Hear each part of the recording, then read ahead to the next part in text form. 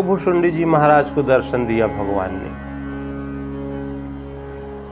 काकभूषुंडी जी महाराज की जब तपस्या रंग लाई, भगवान ने उन्हें दर्शन दिया और काकभूषुंडी जी महाराज से कहा कि हे काक, आज मैं तुम पर अति प्रसन्न हूं, जो तुम्हें इच्छा हो वो तुम हमसे मांग सकते हो। तो काकभूषुंडी मांग बर अति प्रसन्न मोहि जानी, अणिमा दिक सिद्धि अपर निधि, मोक्ष सकल सुख खानी।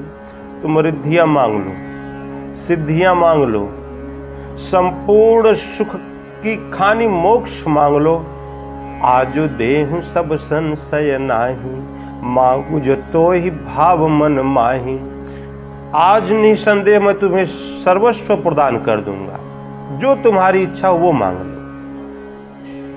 तो काकभूषुंडी जी महाराज ने मन में विचार किया कि भगवान सब कुछ तो देना चाह रहे हैं, लेकिन अपनी भक्ति देने का नाम नहीं ले रहे हैं। तो प्रभु कह देन सकल सुख चाही, भक्ति आपनी देन न कही। भगवान सब कुछ दे रहे हैं, ये ले लो वो ले लो, है तो संसार की वस्तुएं, है तो नश्वर। रिद्धियां लेकर क्या करोगे, सिद्धियां लेकर क्या करोगे, ये तो नश्वर माया के अंतर्गत है। भगवान मायापति हैं, मांगना है भगवान से तो भगवान को ही मांग लो। ये क्या करोगे रिद्धियां सिद्धियां ये लेकर, जादू टोना लेकर। साधकों की दृष्टि में इसका कोई महत्व नहीं होता। जो भगवान के अंतरंग भक्त हैं वो केवल भगवान को ही चाहते हैं। उन्हें ये रिद्धियां सिद्धियां ये फालतू चीजें, उन्हें चमत्कार नहीं चाहिए। उन्हें आवश्यकता होती है तो भगवान की। तो काकभूषुंडी जी महाराज ने मन में विचार किया कि भगवान सब कुछ देना चाह रहे हैं। प्रभु कह देन सकल सुख चाही, भक्ति आपनी देन न कही। भगवान सब कुछ देना चाह रहे हैं, केवल नहीं देने का नाम ले रहे तो केवल अपनी भक्ति। और भक्तिहीन सब सुख गुण ऐसे, लवण बिना बहु व्यंजन जैसे। हमको सब सुख मिल जाए, संसार में जितनी सुख समृद्धि होती है सब हमको मिल जाए, और केवल भगवान की भक्ति न हो तो वो सुख, जैसे बहुत प्रकार के व्यंजन बना लो, नमक वाले व्यंजन सब्जी वगैरह सब बना लो और उसमें नमक न डालो तो उसका स्वाद कैसा होता है, सब खाद के समान। तो इसी प्रकार से सारी सुख, सारी समृद्धि, सर्वस्व हमको प्राप्त है, किंतु भगवान की भक्ति नहीं है तो ये सभी सुख नमक रहित भोजन के समान है, केवल खाद के समान है। हमारे पास कुछ है ही नहीं। और भजनहीन सब सुख गुण ऐसे, लवण बिना बहु व्यंजन जैसे। भजनहीन सुख कवने काजा, अस विचारी बोले खग राजा। बिना भगवान की भक्ति का ये संसारिक सुख भला किस काम का, ऐसा विचार करके काकभूषुंडी जी महाराज ने भगवान से कहा कि भगवान, जो प्रभु होई प्रसन्न बर देहु, मोह पर करहूं कृपा अरुणेहु। भगवान, यदि आप मुझ पर प्रसन्न ही हैं, मुझे वरदान देना ही चाहते हैं, तो मन भावत बर मांगो स्वामी, तुम उदार और अंतर जामी। भगवान, मेरे मन में जो है तब मैं वो मांगना चाहता हूं आपसे। आप भगवान उदार हैं, अंतर्यामी हैं, सब कुछ देने में समर्थ हैं। भगवान, आपकी यदि दृष्टि मुझ पर पड़ ही गई है भगवान, तो मुझे मनचाही वस्तु प्रदान करने की कृपा करें भगवान। भगवान ने कहा तो फिर मांग लो, जो चाहिए मांग लो काक। तो काक भुसुंडी जी महाराज ने कहा कि भगवान अविरल भगति विशुद्ध तब, श्रुति पुराण जो गाय, जय खोजत योगीश मुनि, प्रभु प्रसाद जो पाओ। भगवान आप हम प्रसन्न ही हैं, तो मुझे अविरल भक्ति प्रदान करने की कृपा करें। बस आपकी अविरल भक्ति की हमको आवश्यकता है भगवान, और संसार की हमको कोई वस्तु नहीं चाहिए। भगवान ने यार कहा, यार ये जो पक्षी का तन तुमको मिला है काक का, वास्तव में तुम बहुत चतुर हो यार, सब कुछ मांग लिया एक ही लाइन में। और जब भगवान जहां रहेंगे वहां रिद्धियां सिद्धियां, तो सब रिद्धि सिद्धि जहां टहल करते हैं वो वहां तो सेवा करती हैं रिद्धियां सिद्धियां। ताघर लक्ष्मी झाड़ू देता है, शंभु करे रखवाली, जागर ब्रह्मा टहल करते हैं, विष्णु करें रखवाली। भगवान जहां है वहां तो सब कुछ आ जाते हैं, सभी देवी देवता उपस्थित रहते हैं। भगवान ने कहा यार बड़ी अच्छी बुद्धि लगा दिया, तुमने तो एक ही लाइन में सर्वस्व मांग लिया। तो जाओ, मैं तुम्हें भक्ति का वरदान देता हूं। और हे काक, एक बात और हमारी सुन लो। ये संसार में जितने भी लोग हैं ना, जिस पर आरक्षण लग गया है कि नहीं तुम भजन करने का अधिकार तुमको है, नहीं इसको नहीं है, मंदिर में ये जात ये कास्ट वाले जाएं, ये कास्ट वाले चले जाएं तो भगवान भग जाते हैं। ये जो कुरीति फैल गई है, भगवान ने इस पर भी वहां प्रकाश डाला। भगवान ने कहा हे काक, सब मम प्रिय सब मम उपजाए, सब ते अधिक मनुज मोहि भाए। ये संसार में जितना भी देखते हो ना, ये सब मुझे परम प्रिय है। क्यों? क्योंकि सब मेरे ही उत्पन्न किए हुए हैं। सब मम प्रिय, सब मुझे परम प्रिय है। सब मम उपजाए, सब मेरे ही द्वारा उत्पन्न किए हुए हैं। किंतु इन 84 लाख योनियों में सब ते अधिक मनुज मोहि भाए। इन सभी 84 लाख योनियों में मुझे परम प्रिय कोई है तो ये मनुष्य मुझे परम प्रिय है। क्यों? क्योंकि बड़े भाग्य मानुष तन पावा, सुर दुर्लभ सद ग्रंथ निगावा। बड़े भाग्य से ये मानव का तन मिलता है। बड़े पता नहीं कितने करोड़ जन्मों का पुण्य होता है तो भगवान कबहु करी करुणा नर देहि। भगवान कृपा करके ये मानव का तन हमको दे देते हैं। ये देवताओं को भी दुर्लभ है। देवता भी इस मानव तन से ही आशावान है कि भगवान अपने पुण्य के फल स्वरूप तो मैं इस दिव्य स्वर्ग के भोग को तो भोग रहा हूं, किंतु भगवान जब हमारा पुण्य क्षीण हो जाए, जब हम इस देवतन से गिरे, तो ये मानव का तन मिले। इसलिए भगवान, इसलिए ये मानव का तन बड़ा दुर्लभ। बड़े भाग्य मानुष तन पावा, सुर दुर्लभ सद ग्रंथ निगावा। ये मैं तो कहता ही हूं, इसके साथ साथ वेद पुराण इतिहास सब में यही चीज सद ग्रंथों ने गाया है। क्यों इतना भाग्यवान है ये मानव तन? क्योंकि ये साधन धाम मोक्ष कर द्वारा, ये साधन का धाम है। उस परमात्मा को प्राप्त करने की ये सीढ़ी है। मोक्ष इसको प्राप्त कर सकते हो आप, भगवान को प्राप्त कर सकते हो। साधन धाम मोक्ष कर द्वारा, और भगवान को प्राप्त करने का एकमात्र यही साधन है मानव तन।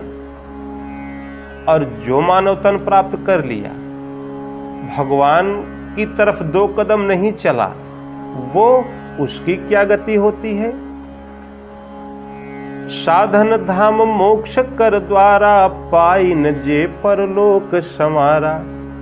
सो परत्र दुख पावई, वो नाना प्रकार के दुख भोगता है। सो परत्र दुख पावई, सिर धुनि धुनि पछताहि। काल ही कर्म ही ईश्वर ही, मिथ्या दोष लगाए। वो बहुत दुख पाते हैं, सिर पीट पीट कर पश्चाताप करते हैं। समय को, काल को, कर्म को, ईश्वर को अनावश्यक दोष लगाते रहते हैं। कहेंगे यार समय अनुकूल नहीं है, शनिश्चर सवार है, ये समय अनुकूल नहीं है, इसलिए हमारा काम बनते बनते बिगड़ जा रहा है। कर्म को यार हम क्या करें, हमारे तो भाग्य में ही नहीं लिखा है। ईश्वर को, भगवान सबकी सुन रहे हैं, केवल हम ही ऐसे हैं जिसकी भगवान नहीं सुन रहे हैं। हमको लगता है भगवान होते ही नहीं, भगवान को भी लांछन लगा देते हैं। किंतु इसमें न काल का दोष है, न कर्म का दोष है, न ईश्वर का दोष है। इसमें सब दोष उसी का है। नहीं को जग सुख दुख कर दाता, आपको इस संसार में कोई रंच मात्र सुख नहीं दे सकता, कोई रंच मात्र दुख भी नहीं दे सकता। निज कृत कर्म भोग सब भ्राता, नहीं को जग सुख दुख कर दाता। निज कृत कर्म भोग सब भ्राता, ये अपना ही किया हुआ पूर्वकृत कर्म है जो वर्तमान में हमारे सामने उपस्थित है। और जो आज आप कर रहे हो ना, यही हमारा आज का कर्म ही कल का हमारा भविष्य होकर हमारे सामने आ जाएगा। तो इसलिए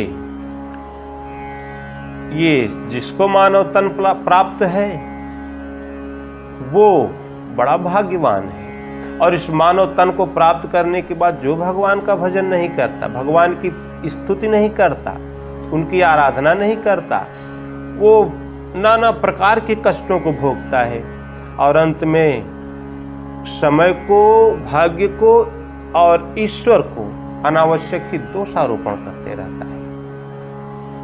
और है दोष केवल उसी का। इसलिए भगवान राम कहते हैं कि यही तन कर, इस तन का फल, यही तन कर फल विषय न भाई। स्वर्गहु स्वल्प अंत दुखदाई। इस मानव तन का उद्देश्य केवल फल की कामना नहीं है। क्यों?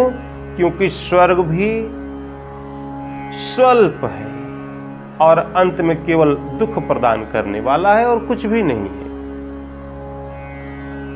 इसलिए सब लोग इस विषयों से बचने का प्रयास करो, भगवान के भजन में अपने मन को लगाओ। सब लोग सब मम प्रिय सब मम उपजाए, सब ते अधिक मनुज मोहि भाए। सबसे प्रिय मुझे ये मानव तन है। ये भगवान का भजन करने के लिए ही भगवान ने बनाया है। सब लोग इसको पाकर भगवान का भजन करो, भगवान का चिंतन करो, भगवान की आराधना करो। और भगवान कहते हैं कि इस मानव तन को प्राप्त करके मेरा भजन कौन कौन कर सकता है। मानव तन में भी पुरुष हैं, स्त्रियां हैं, नपुंसक हैं, इसमें भी तो 2-3 प्रजाति हो गई। तो उनमें भजन करने का अधिकार किसे आप दे रहे हैं? भगवान कहते हैं कि यार पुरुष नपुंसक नारी वा, जीव चराचर कोई, सर्व भाव भज कपट तजी, मोहि परम प्रिय सोई। पुरुष हो, नपुंसक हो, नारी हो, जीव चराचर कोई, चराचर संपूर्ण जीव जगत में कोई भी हो, सर्व भाव भज, संपूर्ण भाव से। ऐसा नहीं है कि हमारा भाव कई स्थलों पर खंड खंड में बिखरा हुआ हो, थोड़ा भाव किसी अन्य देवता में, थोड़ा भाव किसी अन्य देवता में, थोड़ा भाव किसी अन्य देवता में, तब भगवान कहते हैं तब वो हमारे लिए नहीं है, न हम उसके लिए हैं न वो हमारे लिए है। संपूर्ण भाव से एकमात्र मेरी शरणागत हो जाए और कपट का त्याग कर दे। ऐसा नहीं है कि अंदर कुछ और मुख में कुछ और। सर्व भाव भजी, संपूर्ण भाव से मेरा भजन करता है और कपट तजी, कपट का त्याग करके, तो मोहि परम प्रिय सोई, तो मुझे वो परम प्रिय होता है। संसार में उसके समान प्रिय मेरा कोई है ही नहीं, यदि कोई अनन्य भाव से मेरा भजन करता है। और यदि आपका भजन हम न करें तब भगवान कहते हैं कि भक्तिहीन बिरंच किम होई, भक्ति नहीं करता है तो विधाता ही क्यों न हो। तो भक्तिहीन बिरंच किम होई, सब जीव ही सम प्रिय मम सोई। वो मुझे उतना ही प्रिय है जितना कि ये संसार के सभी जीव प्रिय हैं। छोटे बड़े जानवर कीट पतंग आदि प्रिय हैं, उतना ही मुझे प्रिय है। कौन? जो मेरा भजन नहीं करता। और यदि भक्ति से युक्त है तो भक्तिवंत अति नीच हूँ प्राणी, मोहि प्राण प्रिय अति मम बानी। भक्ति से युक्त है तो कितना भी निकृष्ट हो, वो अधम से अधम हो, माता शबरी की तरह हो। भगवान पहुंचे, माता शबरी ने कहा कि भगवान अब इतनी सर्वोपरि डिग्री हमारे पास है, एक तो अधम कोल की रात जाति, उसमें भी अधम नारी, उसमें भी अधम बुद्धि हमारे पास नहीं है। न वेद पढ़ा, न पुराण पढ़ा, न शास्त्र पढ़ा, न उपनिषद पढ़ा, कुछ भी तो नहीं पढ़ा, न गीता पढ़ा, न भागवत पढ़ा। तो अधम से अधम, अधम अति नारी, तिन महुमय मति मंद अघारी। भगवान इतना कुछ हमारे पास, सोना अधमों का सरदार मैं हूं, इतनी बड़ी डिग्री हमारे पास है, फिर भी प्रभु आपने हम पर कृपा क्यों किया? भगवान ने कहा कि हे माता, कह रघुपति सुनु भामिनी बाता, मानहु एक भक्ति कर नाता।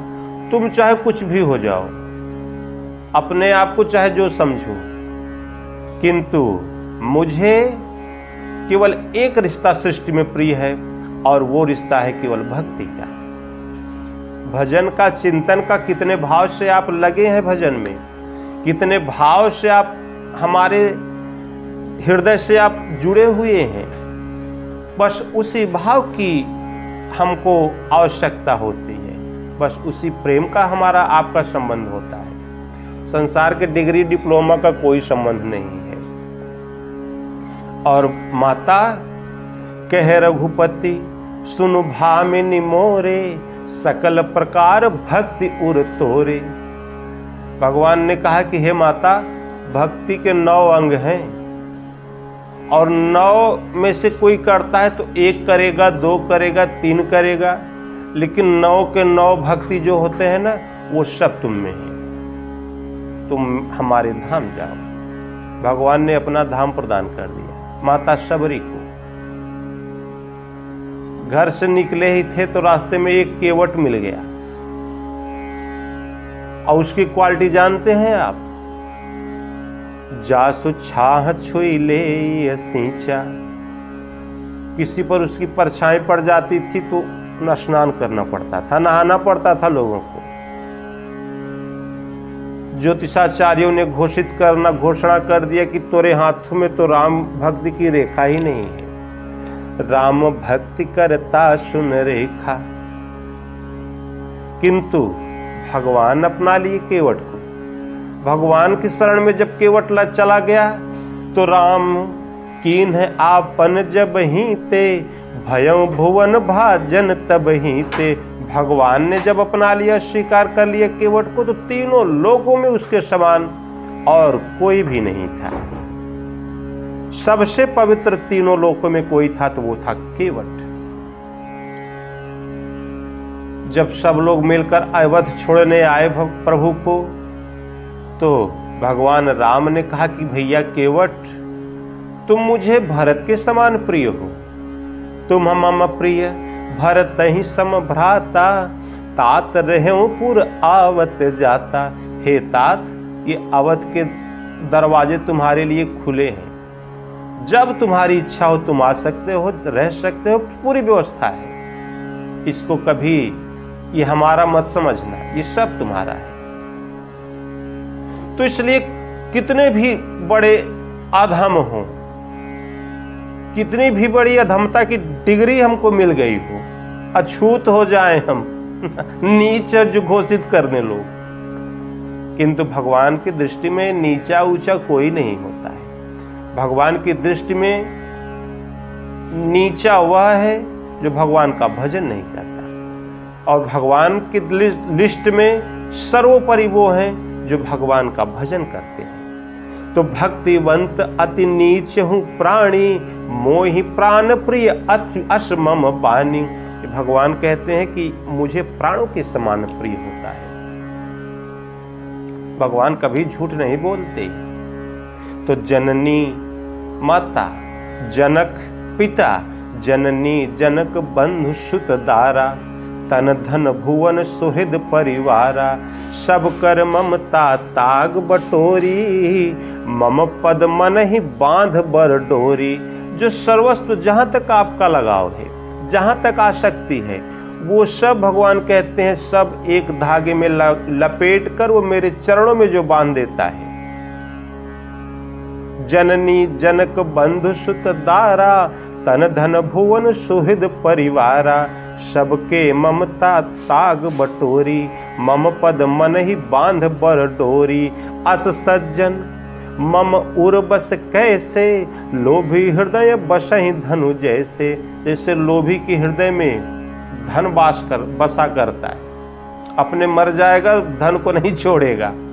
भगवान कैसे कहते हैं कि इसी प्रकार से जो अनन्य भाव से मेरे शरणागत है, वो मुझे उस लोभी के धन की तरह हमारे हृदय में निवास करते हैं। हमारा सर्वस्व चला जाए हमको कोई फर्क नहीं पड़ता, किंतु वो जो हमारे हृदय में वास करता है हमारा भक्त, उसका बाल भी माका नहीं होने दूंगा। तो भैया आप कुछ भी हो, अपने आपको लोग चाहे जो घोषित कर देते हो, अमीर हो, गरीब हो, कुलीन हो, अछूत हो, चाहे जो हो, आप सबके लिए केवल एक शरण की स्थली है, भगवान का शरण। एक परमात्मा की शरण में हो जाओ, सब सुख आपको वहां प्राप्त हो जाएगा। भगवान तो अधम उदाहरण है ही। भगवान आपकी कमियां नहीं देखते, भगवान आपके केवल गुण देखते हैं।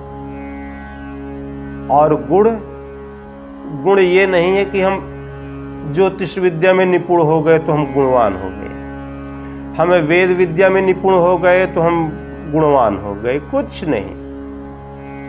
ये गुण भगवान की दृष्टि में कोई काम नहीं देता। भगवान के दृष्टि में केवल एक गुण है, और वो गुण है भगवान की भक्ति।